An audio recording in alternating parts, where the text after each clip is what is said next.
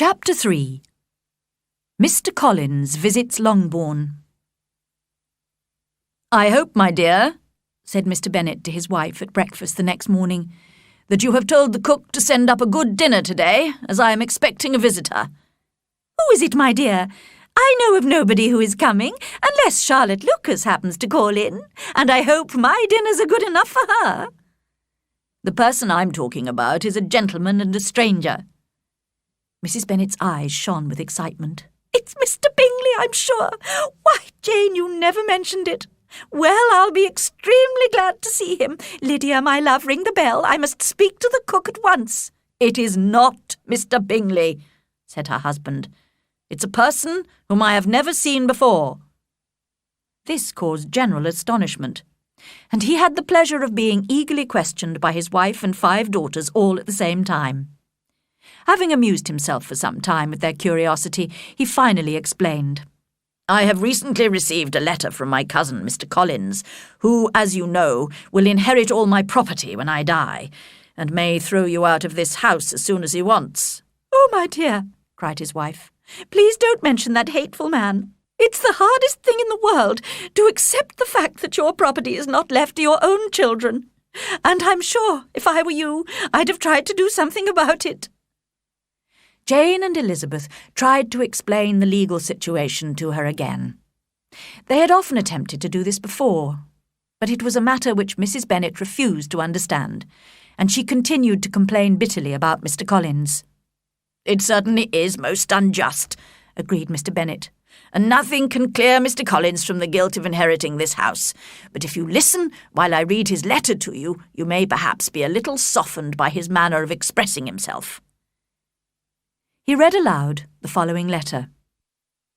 "Dear Sir, the disagreement between you and my late respected father always worried me, and since his death I have frequently wished to improve the relationship between our families. After a long period of study and training, I have recently become a priest, and have been fortunate enough to gain the patronage of Lady Catherine de Burgh, widow of Sir Louis de Burgh. This generous lady has given me the post of rector at Hunsford, which was luckily vacant. Hunsford is the village near her own large country house in Kent. Here I carry out the duties of my profession whenever necessary, and I take great care to behave at all times with grateful respect towards her ladyship. As a priest, moreover, I feel it my duty to encourage all families in my area of influence to live peacefully. Because of this, I flatter myself that I am acting correctly in offering you my friendship. I am, of course, concerned that when I eventually inherit all your property, your daughters will doubtless be very poor, and I do apologize for this. I promise you I am ready to make amends in every possible way, but more about this later. If you do not object, I propose to visit you and your family on Monday, November the 18th at 4 o'clock, and shall probably stay until the following Saturday week. This will cause me no inconvenience at all, as Lady Catherine is far from objecting to my occasional absence from my duties.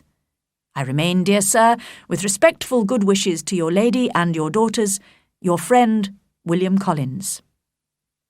"So we can expect this peacemaking gentleman at 4 o'clock today," said Mr. Bennet as he folded up the letter. "He appears to be a most polite and serious young man. How considerate of Lady Catherine to allow him to visit us."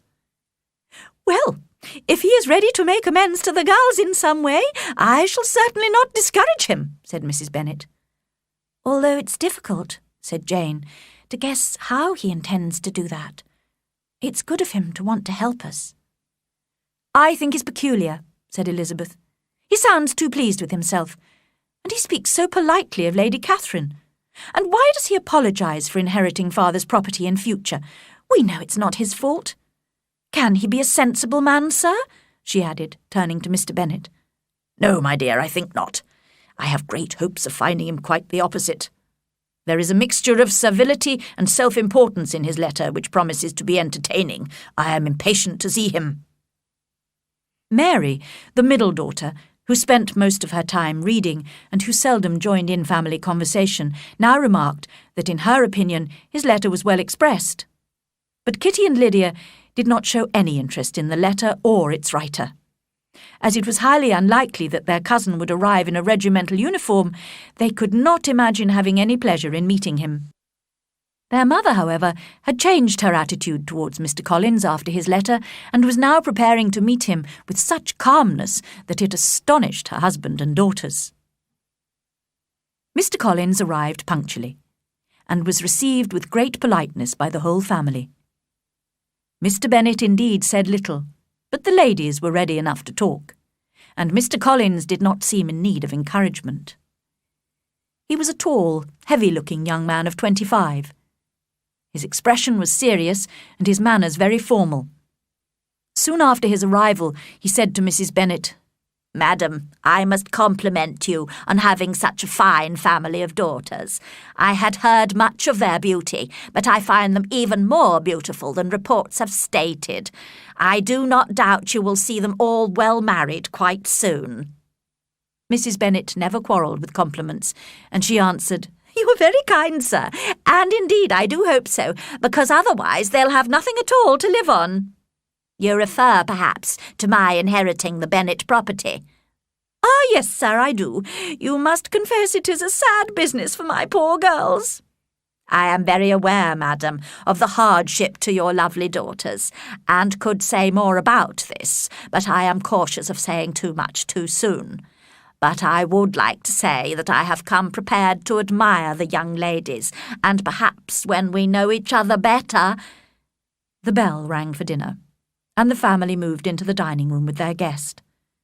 The girls smiled secretly at each other as Mr. Collins praised the hall, the dining-room, and all the furniture. Mrs. Bennet would normally have been delighted with such praise, but she could not help thinking that he was perhaps admiring it all as his future property. The dinner, too, he considered excellent, and he asked which of his charming cousins was responsible for it. But Mrs. Bennet explained quite sharply to him that they were very well able to afford a good cook, and that her daughters had nothing to do in the kitchen. He begged her pardon immediately for offending her, and continued to apologise for about a quarter of an hour. Mr. Bennet had hardly spoken up to now, but he thought it was time to enter the conversation. "You seem very fortunate in your patron, Mr. Collins," he said. He could not have chosen a better opening remark. Mr. Collins spoke enthusiastically for several minutes in praise of Lady Catherine. "Never in my life have I witnessed such considerate behaviour in a person of high birth. Although she is such a great lady, she has never treated me with disdain. She talks to me almost as an equal and gives me advice. For example, she has recommended me to marry as soon as possible. And do you know, she has asked me to dinner twice at her house. Some people consider her proud, but she has only ever been kind to me. She even took the trouble to visit my small house, and was thoughtful enough to suggest 1 or 2 improvements, some shelves upstairs." "That is very correct and polite, I'm sure," said Mrs. Bennet. "Does she live near you, sir?" "Only a small country road separates my poor house from Rosings Park, her ladyship's home." "I think you said she is a widow. Has she any family?" "She has only one daughter, who will inherit Rosings and all Lady Catherine's property. A most charming young lady, unfortunately in weak health. I often pay her some little compliment on her appearance or her accomplishments when I visit Rosings. Lady Catherine appreciates these compliments to her daughter, and I see it as my duty to please her ladyship." "I am sure you're right," said Mr. Bennet. "No doubt you are expert at flattering with delicacy. May I ask how you think of these pleasing compliments?" "Some of them come to me at the time, but in my spare moments I do occasionally prepare a few words which may be suitable for different occasions." Mr. Bennet listened to his cousin with the greatest enjoyment. Mr. Collins was as foolish as he had hoped. But by tea-time Mr. Bennet had had enough, and after tea asked his guest to read aloud to the ladies.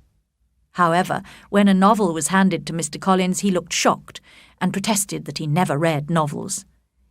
He chose a religious book instead, and started reading in a slow, serious voice. Lydia could not hide her boredom for long, and after only 3 pages she interrupted him rudely to ask her mother a question about one of the officers in Meryton. Mr. Collins was offended and refused to read any more, although Mrs. Bennet and her other daughters apologised for Lydia's lack of manners. Mr. Collins was not a sensible man, and neither education nor society had improved him. The respect he felt for his patron, and his very good opinion of himself and his new position, made him proud and servile at the same time. Now that he had a home and a considerable income, he had decided to marry. The Bennet girls, who would lose their inheritance because of him, had a reputation for being attractive and charming, and his idea of making amends to them was to marry one of them. He considered this an excellent plan, and thought himself extremely generous and unselfish in carrying it out. He had known he was right when he arrived at Longbourn and saw Jane Bennet's lovely face. As the eldest, she should marry first, and for the first evening she was his choice. But the next morning, after a 15-minute conversation with Mrs. Bennet, he had to change his mind. When he explained that he was hoping to find a wife among her daughters, she replied with a happy smile that her eldest daughter was very likely to be engaged soon. "But there are my other daughters, Mr. Collins," she continued encouragingly. Mr. Collins had only to change from Jane to Elizabeth, and it was soon done while Mrs. Bennet was pouring the tea. Next to Jane in birth and beauty, Elizabeth was the obvious choice. Mrs. Bennet was delighted, hoping that she might soon have 2 daughters married. The man whom she had so disliked the day before was now a favourite with her.